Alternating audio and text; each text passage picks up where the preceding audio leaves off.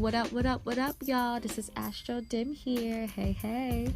Have you ever thought about starting your own podcast? When I was trying to get my Bed and Astrology off the ground, I had so many questions. Like, how do I record an episode? How do I find background music? How do I get my show on popular podcast platforms such as Apple Podcasts, Spotify, and all the other places people like to listen? Where do I find advertisers? Because, I want to get paid for all the hard work I do. Talking is a lot. It's a lot of energy, okay? The answer to every one of these questions is really simple. Anchor. Anchor is a one-stop shop for recording, hosting, distributing, and monetizing your podcast. And best of all, it's 100% free and 100% ridiculously easy to use. Yes. The cool thing about, Anchor FM, honestly, is that you can record anywhere at any time just by using your phone. You download the app. They have amazing engineering through the app where you can record and have, honestly, some decent ass recordings from just your phone. It's absolutely amazing. And I'm honestly shocked about how high quality my podcasts are because I was like, this is coming from my phone. Are you sure? But the cool thing about it is everything is done on the app. You know what I mean?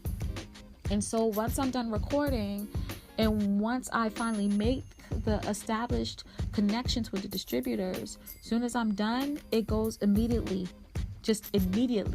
to those distributors so people such as my audience or new folks can listen. It's just so dope. You don't have to do that much but to create the episodes, create the work, and everything's done for you after that. It's absolutely amazing. It lets the artist truly be the artist. It lets the creative be truly the creative. And that's what I really, really like, So if you always wanted to start your podcast like me, because I always wanted to start my podcast, but I just didn't know where to go. And I did so much research and I finally heard about Anchor. And it literally just fulfilled all my needs, So if you're like me, you want to start your podcast, go to anchor.fm/start. That's anchor.fm/start to join me and the diverse community of podcasters already using Anchor. And there's a lot of folks using it. There's amazing podcasts there. And I know your podcast would be amazing too. So go ahead and just join us. Join the kid. Join the cool team. You know what I mean? Again, that's anchor.fm/start. I can't wait to hear your podcast. And holla at me when you got that started, okay? All right, y'all. Peace.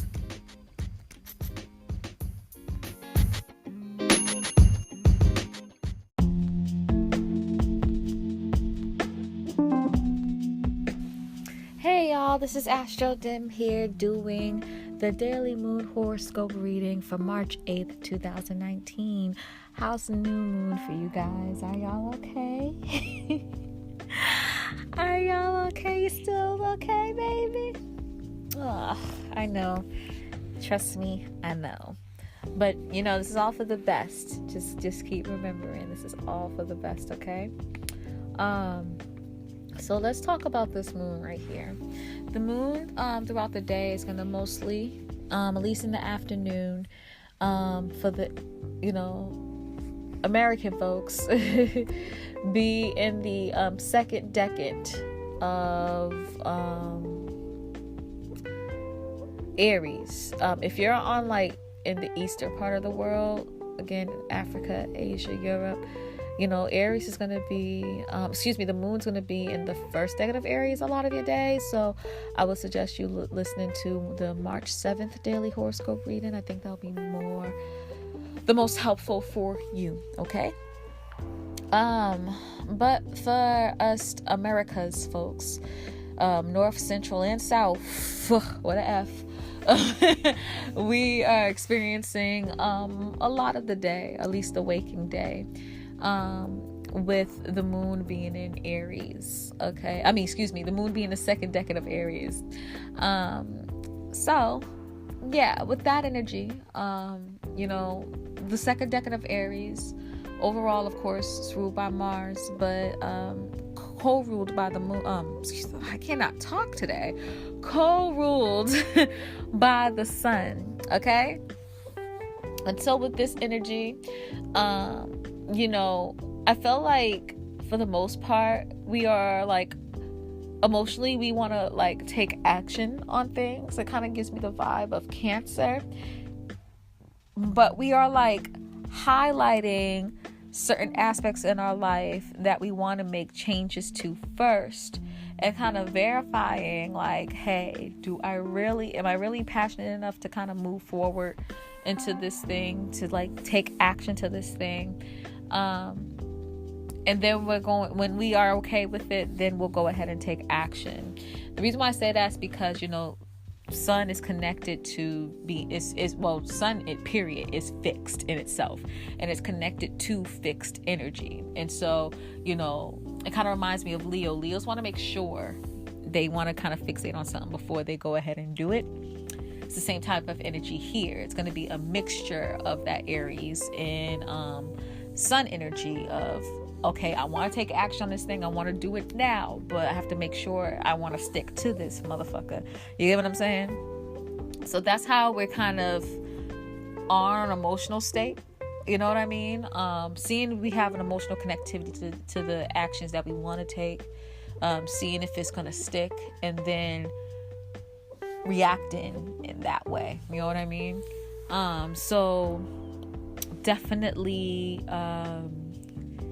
kind of be aware of that. This is connected to us taking action in general, because like with the moon kind of changing decans every day, this is going to talk about our everyday lives and how our days change, and how the energies of our days change on a daily basis.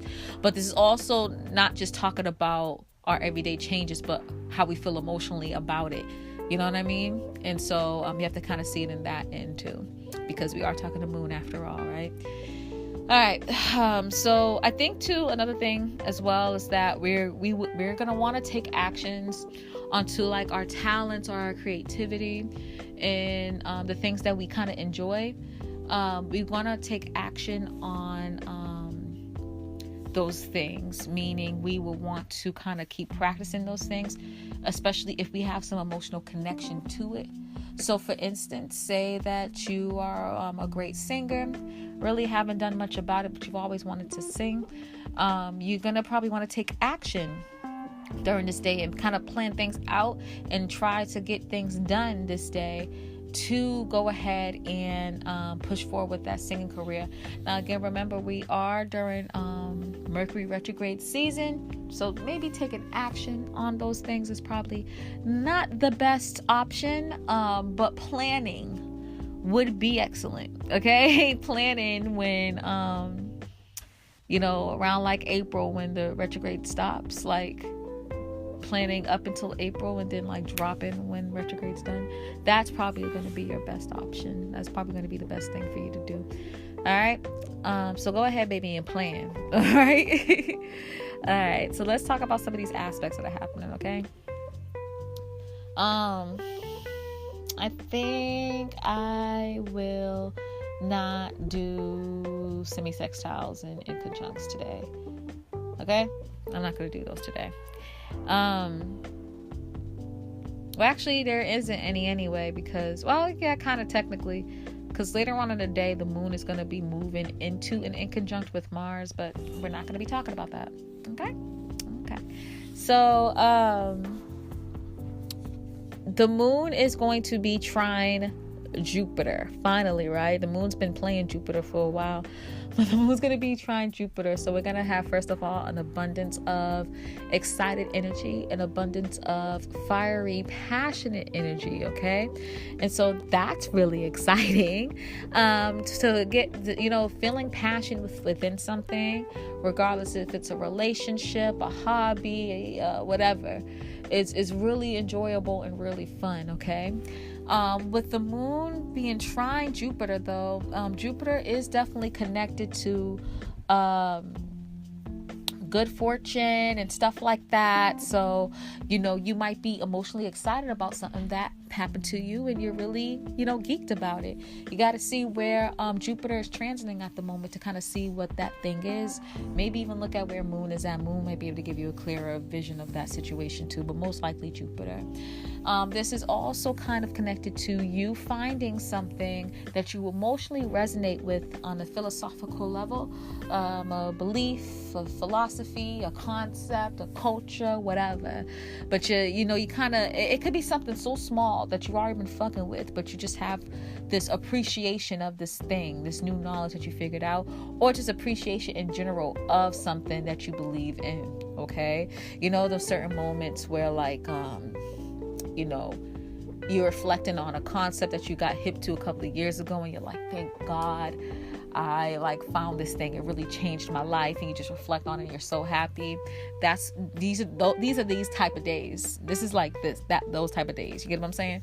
So definitely you can relish into that situation. It's dope. Another thing too, we are talking about Sag and Aries energy, and with Jupiter and with the Moon too, I feel like there's a lot of sexual energy during this time, and it's gonna easily flow into your favor if you wanted to, but you have to definitely have an emotional connection with this person, because we are talking about the Moon here. Okay, so if you want to get things going or whatever, it can happen. Okay, so do what you feel like you gotta do. All right. What else do I see here? I see that the Moon is eventually going to be square Pluto and then square Saturn. Okay, which is going to be a little tough, I'm not going to front. We're going to be emotionally feeling restricted. We're going to feel like we can't express our emotions in the best way possible towards the end of the day. This is energy of arguments, honestly, so kind of be careful today and this weekend, when it comes to arguing. You're just going to feel like there's maybe possibly someone that you consider an authority figure, or someone's word that you feel like is authoritative going to kind of hover over you and not allow you to express your emotions how you want to. Or you may be the authority figure and you have all these emotions, but you're supposed to be thinking in this certain type of way, but you can't express those emotions, and it's just annoying. But all this is actually supposed to be teaching you through a kind of disharmonious way is having authority over your own emotions. You know what I mean? Standing up and having control over how you feel, and doing that appropriately. All right, so just know that it's actually a learning lesson. It's just a kind of tough and annoying one to deal with that's going to cause drama, so you can kind of avoid that. If you really want to, just be aware that this energy kind of is lingering around. Okay, the Moon is also going to be squaring Pluto later on in the day, and honestly mostly during the weekend. With that energy, it's a little bit tough because especially with Pluto being so close to Saturn, you're definitely going to feel this restriction, but you're going to be kind of feeling like disempowered too. You're going to feel like you have no power over the situation sometimes, and it that's not good for Pluto, because when Pluto feels disempowered, it kind of it will implode and turn into something real nasty. And that's when the low vibrational energy of Scorpio and Pluto comes through. The jealousy, the vengefulness, the possessiveness and all that. That's when that energy starts to come through. And so be sure to check yourself and be sure to learn the lessons of Pluto and Saturn during the weekend when it comes to your emotional state. No matter what people feel empowered through your own emotion. And no matter what people may say, still have some authority over how you feel. What you feel is important too, okay? It's very, very important for you to get that. What you feel and how you feel and how you want to take actions with your emotions is just as important as anyone else's, all right? Someone else's may be the most efficient during that particular time, or whatever, but still, like, how you go about things is is just as important. How your emotions, not really how you go about things, but just like your emotions and the action you take with those emotions are important too. That's what I'm basically trying to say. Okay. Lastly, the moon is going to be sextile Venus. Yay. With that energy, it's pretty cool because the energies are like quite different, but definitely agreeable, because you're, with the moon being in Aries, you're going to definitely be feeling your emotions going to be focused on yourself, right? Focused on how you feel, the actions you want to take, how you want to be perceived, how you are driven, and how your emotions connected to that, like very just you based, right? While this Venus energy is not as self-involved as Aries, but what it is accepting people for their differences, for their unique individuality, you know what I mean, for their innovative style and stuff like that. And so even though Aquarius is more of a group type of energy, kumbaya type of energy, it sees everyone's individuality and respects it. And Aries is all about self and their own individuality themselves anyway. And so this energy is kind of very, it flows pretty well together, very harmonious. But the cool thing about it too is just there's a lot of learning, a lot of growth that can be brought here. You desire for everyone to express their individuality and uniqueness. Well, the collective is in general, you know what I mean? At this time, the collective's on that vibe, which is cool. But with the moon being in Aries, you're realizing the importance of self. Like, yes, like the people being in groups and being understanding of each other is very, very cool. People kind of respecting everybody is cool. Like being in part of groups they're cool, but me as an individual, like that has its coolness within it too. And same with